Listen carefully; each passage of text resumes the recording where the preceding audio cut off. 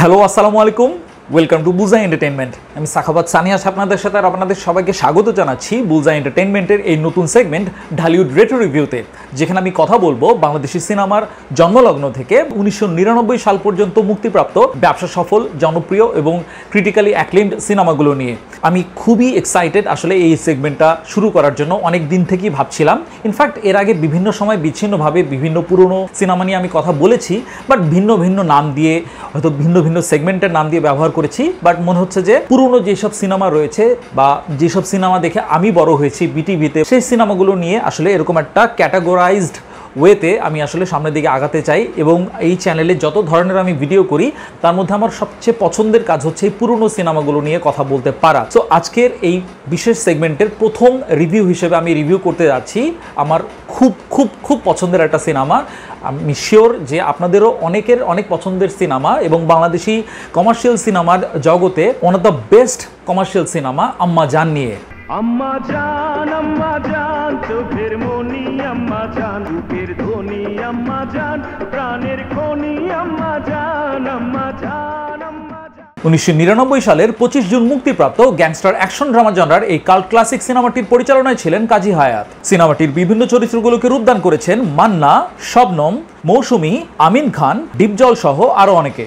সিনেমায় আমরা দেখতে পাই একটি কারখানায় কর্মরত অবস্থায় বৈদ্যুতিক শকে মারা যান লাল মিয়া। তার স্ত্রী তাদের একমাত্র কিশোর সন্তান বাদশাকে নিয়ে দেখা করতে যান সেই কারখানার মালিকের সাথে, উদ্দেশ্য ক্ষতিপূরণ আদায়। এরপর সেই দুশ্চরিত্র মালিক বাদশার সামনেই তার মাকে লাঞ্ছিত করেন, আর বাদশা মায়ের সেই অপমান সহ্য করতে না পেরে আইন নিজের হাতে তুলে নেয় এবং হত্যা করে সেই নরপিশাচকে। এই ঘটনার পর বাদশার মা হয়ে যান শোকে পাথর, আর বাদশা পরিণত হয় এক বিধ্বংসী সন্ত্রাসীতে। নিজের মায়ের রেখে কোনদিন উলঙ্গ দেখছে? এই দুই চোখটা আমি দেখছি, এই দুই চোখটা আমি দেখছি। এই সেদিন আল্লাহ আমারে এই দুই চোখ কানা করে দিছিল না কেন? এই দুই চোখ কানা করে দিছিল না কেন? কানা করে দিছিল না কেন? যারা বাংলাদেশি সিনেমা দেখেন তাদের আমার মনে হয় না কারো বাকি আছে এই সিনেমাটা দেখতে। তারপরও যদি না থেকে থাকেন, আমি বলবো যে যদি বাংলাদেশি সিনেমাকে ভালোবাসেন এই সিনেমাটা আপনাকে অবশ্যই দেখতে হবে। এই সিনেমার ব্যাপারে আসলে সবারই অলমোস্ট সবকিছুই জানা। তারপর আমি যে বিশেষ ব্যাপারগুলো নিয়ে কথা বলতে চাই তার মধ্যে প্রথমেই বলবো যে এই সিনেমার জনরাটা, আমার মনে হয় যে বাংলাদেশে এই গ্যাংস্টার অ্যাকশন বলেন বা গ্যাংস্টার ড্রামা জনরায় যতগুলো সিনেমা হয়েছে তার অধিকাংশই কিন্তু সেরা সিনেমাগুলো নির্মাণ করেছেন কাজী হায়াত। তার নির্মিত আরেকটা সিনেমা ধর, সেটার আমি রিভিউ বোধহয় 2-1 বছর আগে করেছিলাম। ধর যখন আমি দেখি তখন আসলে একটু কনফিউজড হয়ে যায় যে কোনটাকে আসলে নাম্বার 1-এ রাখবো যদি আমি গ্যাংস্টার জনরার কথা চিন্তা করি। আম্মাজান সিনেমাটা গ্যাংস্টার সিনেমা হিসেবেও যেমন একটা সফল সিনেমা বলা যায়, তো এখানে আসলে ইমোশনের পরিমাণটা ধর থেকে আরো বেশি, যেহেতু এখানে মা এবং ছেলের একটা বিশেষ ইমোশন দেখানো হয়েছে, যেটা আসলে এই সিনেমাটাকে এতটা বেশি আইকনিক করেছে। সমসাময়িক আমি বলিউডের কথাও যদি চিন্তা করি, সময় সাতিয়া বা বাস্তব যে ধরনের গ্যাংস্টার জনরের সিনেমা নির্মিত হতো সেগুলোর সাথে তুলনা করলে, আমি কারিগরির দিকে তুলনা যদি না করি, জাস্ট স্টোরি টেলিং এর আসপেক্ট থেকে যদি চিন্তা করি, কাজী হায়াত ওই সময় কিন্তু যথেষ্ট সমৃদ্ধ গ্যাংস্টার থ্রিলার বা গ্যাংস্টার অ্যাকশন ড্রামা নির্মাণ করতে পারতেন। এটা কিন্তু অবশ্যই আমাদের গর্ব করার মতো একটা ব্যাপার ছিল, এবং আম্মাজান সেটার একটা উৎকৃষ্ট উদাহরণ। এই সিনেমা যে ধরনের সিনারিওগুলো দেখানো হয়েছে, গ্যাংস্টার অ্যাক্টিভিটিগুলো যেভাবে চালনা করা হয়, টেন্ডারবাজি যেভাবে করা হয়, দুই দলের যে ধরনের টক্কর, তাদের যে ভাষা, এই ব্যাপারগুলো খুব সুনিপুণভাবে কাজী হায়াত তার সিনেমায় তুলে ধরতে পেরেছেন। এই সিনেমার যে মা এবং ছেলের ইমোশন, এটা এত শক্তপোক্ত। আমি রিসেন্ট টাইমে কিন্তু আরো কিছু কিছু সিনেমার রিভিউ করার সময় এখানে ইমোশনটা রেফারেন্স দিয়েছি। যেমন অ্যানিমেলের রিভিউ করার সময় বোধহয় এখানে আমি বাদশার সাথে তার মায়ের যে ইমোশনটা, মোটিভেশনটা, সেটার কথা বলেছি। তুফান সিনেমাটা রিভিউ করার সময় কিন্তু বলেছি যে এই ইমোশনটার কারণেই কিন্তু এই সিনেমাটা এতটা বেশি ফিল করতে পারি। এত বছর পার হয়ে যাওয়ার পরেও কিন্তু এই সিনেমাটার সাথে আমরা কানেক্ট করতে পারি। 22 বছর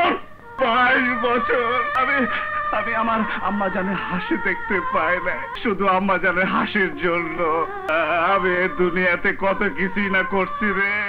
এখানে যারা অভিনয় শিল্পী অভিনয় করেছেন তাদের অনবদ্য পারফরমেন্সের কারণেই কিন্তু আসলে সিনেমাটা এত জীবন্ত হয়ে ওঠে, এতটা রিলেটেবল হয়ে ওঠে। এই সিনেমাটার কাস্টিং এর গল্পটাও কিন্তু খুব ইন্টারেস্টিং। এই সিনেমায় ডিপজল কালাম চরিত্রটি রূপায়িত করার পাশাপাশি সিনেমাটির প্রযোজকও ছিলেন। বাদশা চরিত্রটির জন্য পরিচালক কাজী হায়াতের প্রথম ও একমাত্র পছন্দ ছিলেন মান্না, কিন্তু সেই সময়ে ডিপজলের সঙ্গে মান্নার ব্যক্তিগত পর্যায়ে রেষারেষি ছিল। ডিপজল চেয়েছিলেন বাদশা চরিত্রে রুবেলকে কাস্ট করা হোক, কিন্তু কাজী হায়াত তার সিদ্ধান্তে অনড় ছিলেন। পরবর্তীতে মান্না ডিপজলের সাথে বিরোধ মিটিয়ে ফেলেন, যার ফলশ্রুতিতে আমরা বাদশা চরিত্রে মান্নার এক অবিস্মরণীয় অভিনয় দেখতে পাই। এছাড়াও শবনম অভিনীত বাদশার আম্মাজানের আইকনিক চরিত্রটিতে পরিচালকের প্রথম পছন্দ ছিলেন লেজেন্ডারি অ্যাক্ট্রেস শাবানা, কিন্তু পরবর্তীতে ব্যাটে বলে না হওয়ায় শবনমকেই কাস্ট করা হয়। পাশাপাশি কোনো একটি চরিত্রে হুমায়ুন ফরিদেরও অন্তর্ভুক্ত হওয়ার কথা ছিল, যা আর হয়ে ওঠেনি।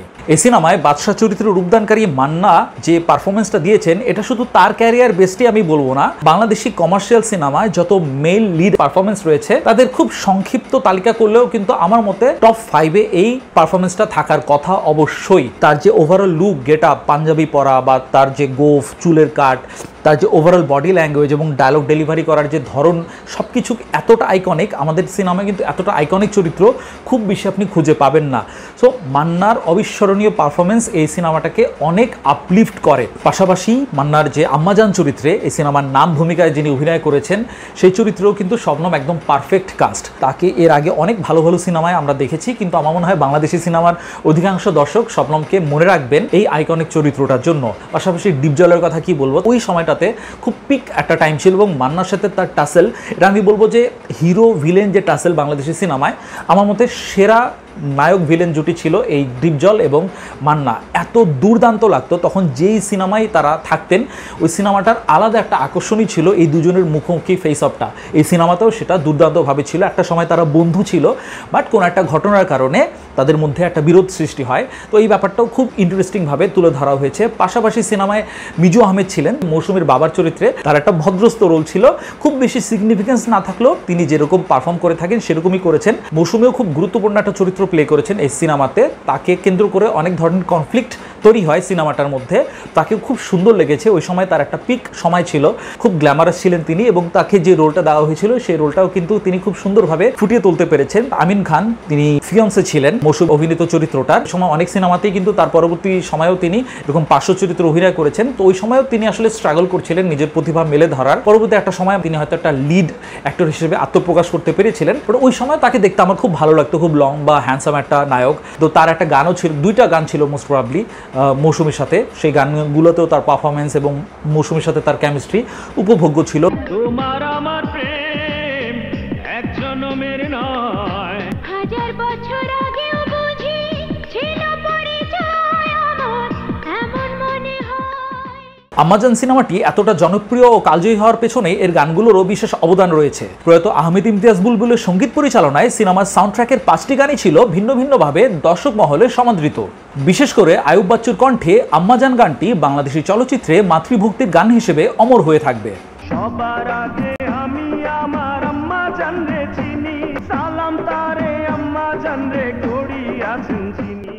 সিনেমাটি বড় রকমের ব্যবসায়িক সাফল্য লাভের পাশাপাশি বেশ কিছু পুরস্কারেও ভূষিত হয়। 24তম জাতীয় চলচ্চিত্র পুরস্কারে কাজী হায়াত শ্রেষ্ঠ চিত্রনাট্যকার বিভাগে পুরস্কার লাভ করেন এবং সিনেমাটি বাদশাহ পুরস্কারে শ্রেষ্ঠ চলচ্চিত্র ও মান্নার শ্রেষ্ঠ অভিনেতা পুরস্কার সহ মোট 5টি পুরস্কার লাভ করে। সে বছর মেরিল প্রথম আলো পুরস্কারেও মান্না শ্রেষ্ঠ অভিনেতা পুরস্কারে ভূষিত হন।